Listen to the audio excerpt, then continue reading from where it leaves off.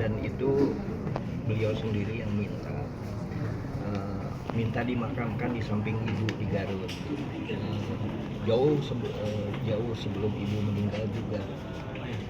Tah di dieu pi kuburan keur ibu teh. Epi di dieu di sabelahna. Itu kata-kata ibu. Bahasa Sunda nggak apa-apa ya. Jadi intinya ibu sudah mematok ini makam ibu di sini, nanti Epi di sini. Nah, di sebelahnya itu kakek. Ya. Tapi karena pertimbangan banyak hal, terutama masalah emosional.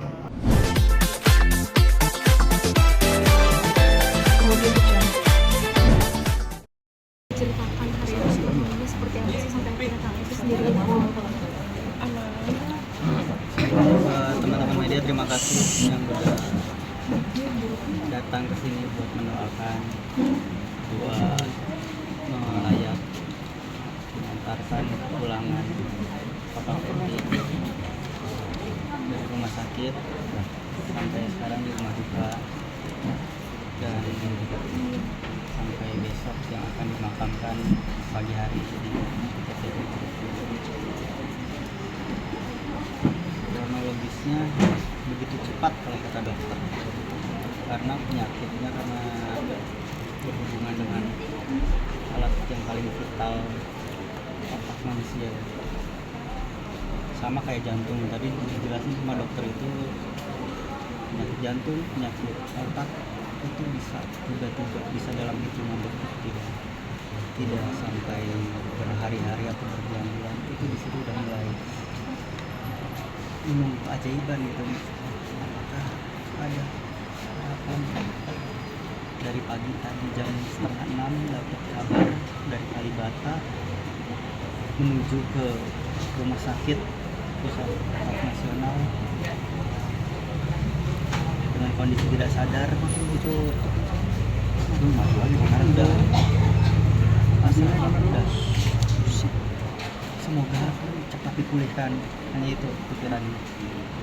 Jadi kalau bilang kronologis, mungkin dari minggu-minggu sebelumnya ya, kalau bulan sebelumnya emang keluhannya itu sempat ada sakit kepala dari kegiatan yang capek, juga kecapean, dan sempat ada beberapa kali jatuh pingsan. Namun tidak langsung ke rumah sakit karena Papa kan orangnya gitu, oke udah sehat, langsung bercanda lagi. Orangnya semangat untuk hidup, tidak membicarakan hal-hal yang negatif. Nggak pernah mengeluhkan ke semua orang. Jadi ayo ke rumah sakit, nggak usah, udah sehat. Akhirnya sepercaya itu orang-orang di sekitar. Jadi nggak membutuhkan siapapun, langsung berkali-kali ya, rasa pusing itu balik lagi, tapi ditahan dengan kesibukannya, dengan aktivitas sehari-hari, sampai emang apanya ya,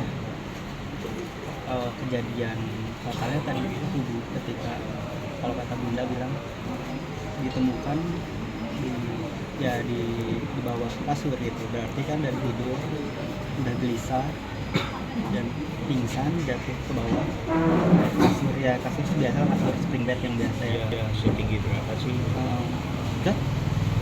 Dan kondisinya udah muntah. Langsung, makanya itu panik karena nggak sadar, langsung dibawa ke yang tadi rumah sakit Pusat otak nasional. itu. Nggak sadar, nggak ada respon, hanya dibantu oleh alat oksigen karena kondisinya kritis, tidak memungkinkan buat dioperasi. Dipancing, dikasih obat buat kesadarannya naik, biar bisa Udah maksimal. Rumah sakit itu udah memberikan segalanya yang terbaik buat obat, yang udah alat bantu oksigen. Akhirnya nunggu kabar, masih ada harapan karena ini tensinya tinggi banget sampai 200 sekian. Nunggu turun, kalau kondisinya udah turun kan udah agak membaik, baru bisa ada tindakan lain. Nah ini masih terus bertahan sampai akhirnya ketika tensi turun nah itu mulai ada kondisinya malah memburuk. Ketika turun malah semakin turun dengan berjuang sambil menunggu keluarga kerabat terdekatnya datang ke rumah sakit, turut mendoakan, menyemangati, dan kondisinya sampai pre-koma, semi-koma. Akhirnya dengan bertahan beberapa menit sampai di suatu saat di ruangan itu udah dipenuhi sama keluarga sama kerabat, terus menyemangati ya. Akhirnya di pukul 2.14 dinyatakan detak jantung berhenti dan nafas. Secara medis memang betul ada penyumbatan pembuluh darah di belakang batang otak. dan itu Katanya berat untuk ukurannya dilakukan. batang otak itu katanya ukurannya cuma segini, yang tersumbatnya hanya satu, tapi itu pusat kontrol kehidupan. Itu tidak Berat, bisa dilakukan karena tindakan operasi karena kondisinya kondisi tubuhnya itu sangat kritis. Sebetulnya tadi itu udah ada harapan sekitar jam 1 ya. Jam 1 itu mau masuk ke ruang perawatan. Nah, kalau sudah masuk di ruang perawatan, persentase untuk lebih sehat lagi itu tinggi. Tapi ternyata semakin kesini semakin menurun. Jadi kita mau melakukan tindakan terbaik. Kalau misalnya harus sampai operasi, kita mungkin operasi. Tapi itu melihat kondisi terakhir tubuh Kang Epi ternyata tidak memungkinkan dan semakin kesini semakin menurun. Kita semua keluarga sudah mulai kumpul semua. 14.24 Kang Epi berpulang meninggalkan kita semua. Mudah-mudahan kita yang ditinggalkan tidak memberatkan almarhum. Jika ada kehilapan, kesalahan kata, kesalahan sikap yang mungkin itu tidak berasa untuk kita, untuk almarhum, mohon dimaafkan semuanya. Kita tidak pernah tahu kok secepat ini. Saya pun sebagai adiknya Kang Epi secara komunikasi jarang karena ya umum lah kita sebagai manusia ketemu itu kalau ada hal-hal yang luar biasa atau acara-acara besar apa. Setelah itu mungkin sama teman-teman juga seperti itu. Jadi sekali lagi mohon maaf yang sebesar-besarnya jika ada hal yang kurang berkenan, terutama ya dari Kang Epi, keluarga semuanya. Mohon dimaafkan. Nah, itu penyakit itu memang sudah dari dulu kah? Memang baru diketahui hari ini atau seperti apa sih? Oh, kalau dari dulu permasalahan papap itu emang di bagian kepala ya. Waktu itu kan pernah ada kabar juga tumor otak, dan itu udah sembuh. Udah dengan pengobatan karena emang kondisinya nggak sekritis kemarin, ada benjolan dan emang udah disuruh pulang dan terserah mau berobatnya gimana, milih alternatif itu udah sembuh. Tapi ya masalah lain ya Memicu nggak ketahuan ya, mungkin baru rasanya akhir-akhir belakangan ini ketika kelingan. Nah, dokter ngelihat di situ harusnya pas mulai kelingan gitu periksa, tapi bukan dikira ya, ngerasa yang tadi yang dibilang yang ngerasa udah sehat, ngerasa oh itu pusing biasa. Nah, sedangkan di situ ada tanda penyumbatan. Mungkin pada saat itu kalau periksa dan tahunya ada penyumbatan itu bisa dioperasi, bisa ada tindakan karena masih sehat. Dan sekarang kalau ini udah benar-benar tertutup, berat lah untuk dilakukan tindakan. Gitu. Kalau nggak salah kan sempat kumpul dulu ya.